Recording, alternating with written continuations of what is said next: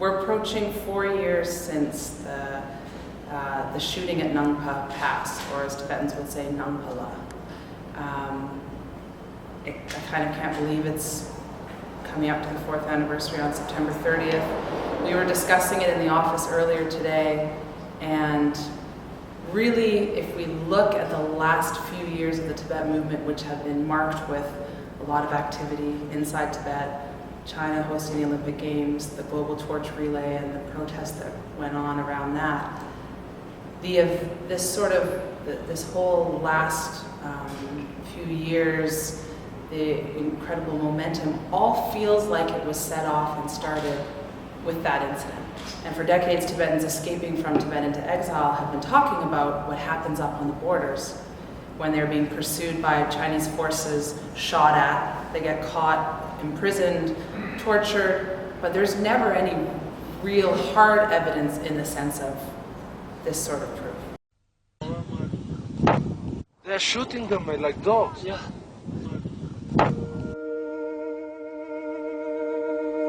Dozens of Tibetans are walking in line silently through the mountains of snow, trying to reach India and see the Dalai Lama, their spiritual leader. The deep silence of the camp, where Romanian and foreign climbers gathered, is killed by a machine gun. Everybody can see a Chinese soldier standing in the shooting position. He opens fire. The bullets hit human flesh. Tibetans fall to the ground. One of them seems to escape the bullets, but is hit by a second round. It's very strange for me to see all this thing happens.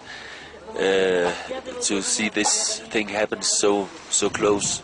I'm not used to it. I don't know what right the Chinese think they have to do things like this. When I was first sent as a journalist to the region to report this, I didn't know anything about Tibet, nothing about it whatsoever. It was only through hiking up in the mountains with someone who's here today who helped me throughout all this, Kunchok, that I learned that 2,000 to 3,000 of refugees were coming over the past year. It's staggering. And I met people coming over and they looked as though they were escaping a war zone. It was just extraordinary to me. And I've been in lots of different places in the world, some very nasty kind of places, but I haven't seen anything like this. And the sheer numbers of people was just incredible. And when news of the Nangpa Pass shooting broke, I was like everybody else. I wanted to know who that small black form was falling in the snow. Who was she? Where did she come from? Why was she up at 20,000 feet in the Himalaya?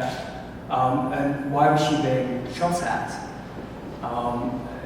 They were very perplexing questions. I mean, this is a 17-year-old girl. She's unarmed. She's with children. Along the trail, they encountered a nomad calmly sitting in the moonlight on a rock. He warned that 8 people had been arrested in the area the day before.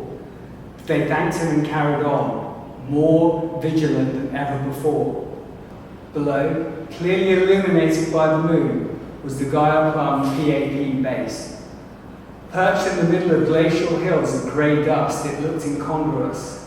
The base was a large 8-shaped building with a red roof and whitewashed walls, surrounded by a 12-foot grey wall.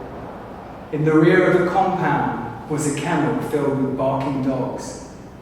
A single forest green watchtower sat to the northeast of the base, where soldiers armed with infrared imaging, night vision goggles and binoculars scoured the landscape for signs of escapees.